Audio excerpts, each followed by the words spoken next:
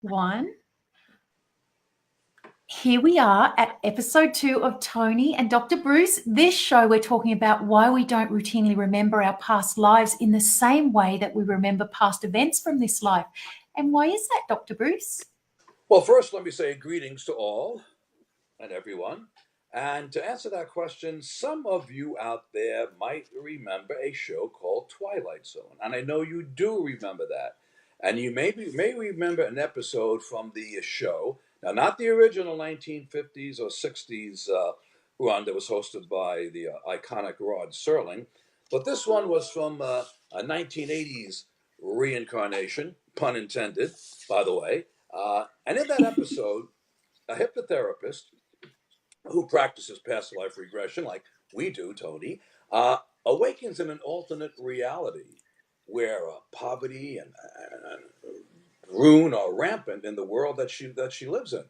Now, the irony of this new environment is that, not unlike our reality, everyone in this reality remembers who they were in the past life, and this knowledge has created chaos and anarchy. Includes things like people carrying grudges from one lifetime into their current life, along with people who having been born with the knowledge of their past lives, they are committing or attempting suicide because they aren't satisfied with their current lot in life. Give an example. A destitute woman who was on sleeping pills because she was once rich and powerful and successful in her previous life, and she commits suicide because of that. Now, faced with a mankind in such desperate need of rescue, our hero hypnotherapist, and in an ironic turn of events, this displaced hypnotherapist ends up using her therapeutic skills to help people forget their past lives. Just the opposite of what we do. I have never seen Twilight Zone, but that's really interesting. It almost is a little bit I'm feeling associated with the fear that goes with the mediumship realms and that kind of thing. But that's a very cool thing. I must watch that show. I guess it's probably close to the truth. And if we were to routinely remember our past lives, particularly the tragic ones, it might be too much to bear for even the most stable of people. So, most people have enough emotional baggage to deal with in this lifetime to be subjected without being subjected to having to deal with these pasts as well. I guess if there's the benefit of having a past life therapist that can change things, so interesting. Past lives might prove more than the average person could reasonably handle if they could just remember them. Having said that, by the time people are drawn to recall their past lives, I feel like they're ready in real life. Yeah, I got a good example of this whole question is that of children. Children are considerably more talented and adept at spontaneously recalling past lives than we adults are, and many times they will suffer tremendous psychological turmoil at the beginning of the time period that they recall their past lives, in which they might have been significant. They're recalling a past life which there might have been significant emotional or physical trauma. And that's just the recall of one past life. Could you imagine? Could you imagine the emotional havoc and chaos that would happen if us routinely remember dozens or maybe even hundreds of past lives? Yeah, I guess so in that context. I think children are so pure, though, before they become indoctrinated by culture and before they've developed a worldview or begin to alter their behaviour to what's expected of them. Their stories are pure, and I think in this day and age it really helps people to believe in past lives because the kids come up with their stories or their a few cute words about what they remember.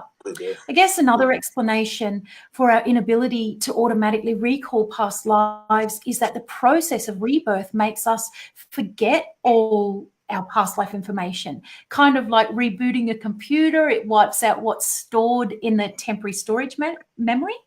Or every time we're reborn, our computer minds reboot to this world. And surely it's designed that way.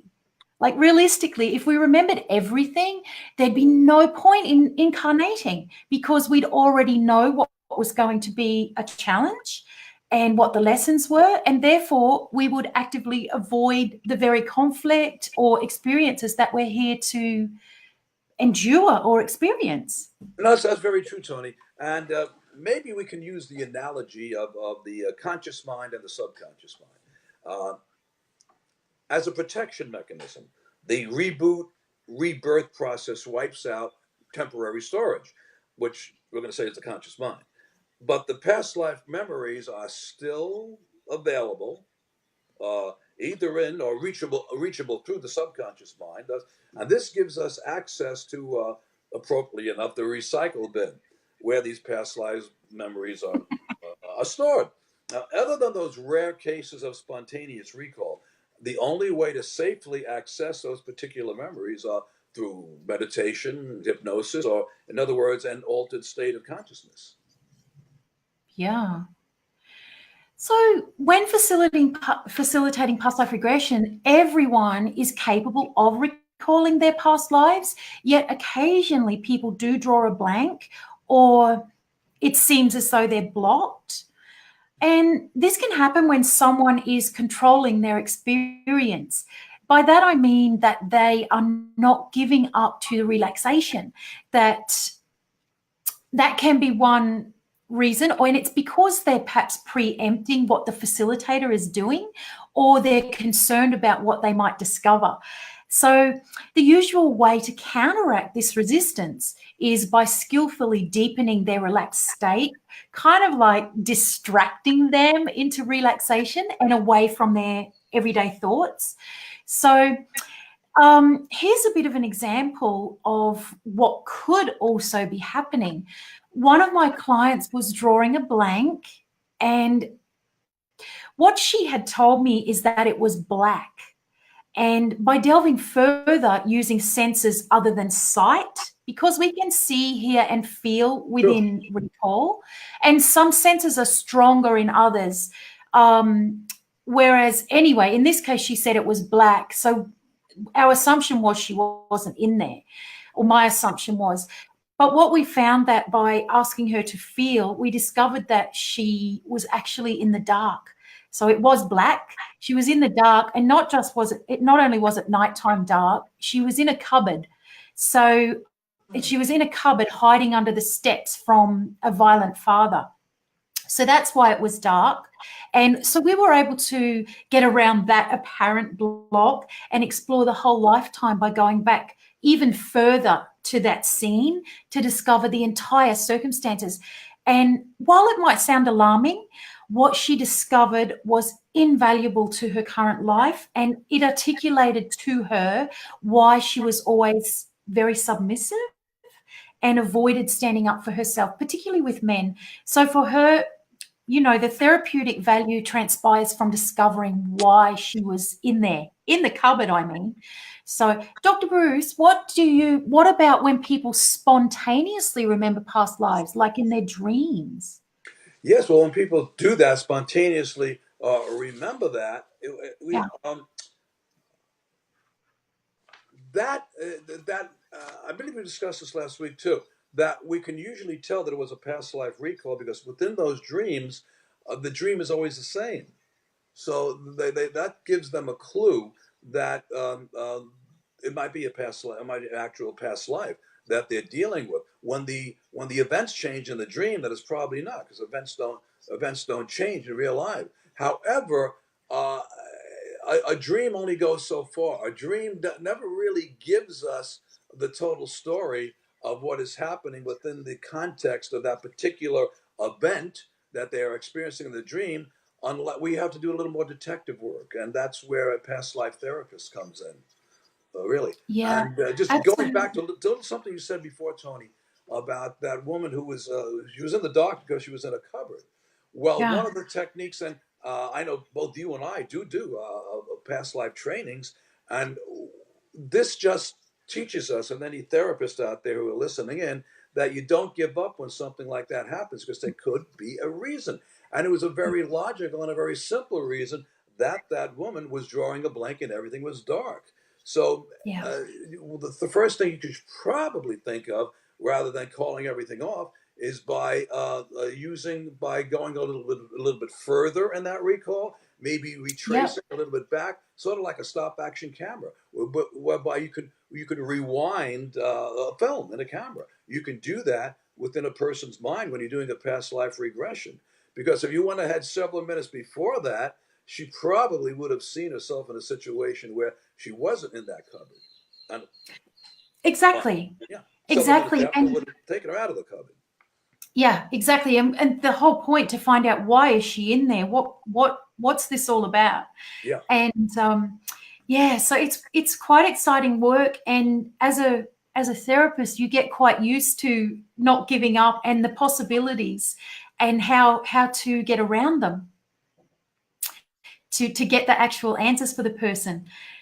I guess kind of back to the dreams and why Yeah. people spontaneously recall past lives in their dreams. And as you said, they don't change because they're not past life recall's not metaphorical, it's actual. So it's going to be a snippet of a time when they've been here before. And I feel like it's as though the dream invokes a curiosity within that person, or it's traumatizing them. So they want to, it sends them on a path searching for deeper meaning, whereby they might reach out to a past life therapist, or, you know, start meditating or reading up, this kind of thing. So, and I actually used to think when I first started this work, why, if our lives are kind of set in a way when we do incarnate or when we're born, then why are there these glitches where we do have these random sort of dreams or recall? And so I went into my meditative state and I asked, and the answer I was given was that while it does essentially wipe our recollection of other lifetimes, I was told that, yes, there's no glitches, no mistakes, no faults in the reincarnation system. True. But it's happening now because, and it happens often now because humanity is working its way back to the realization that we are so much more than our human body and this existence that we're all living in at the moment.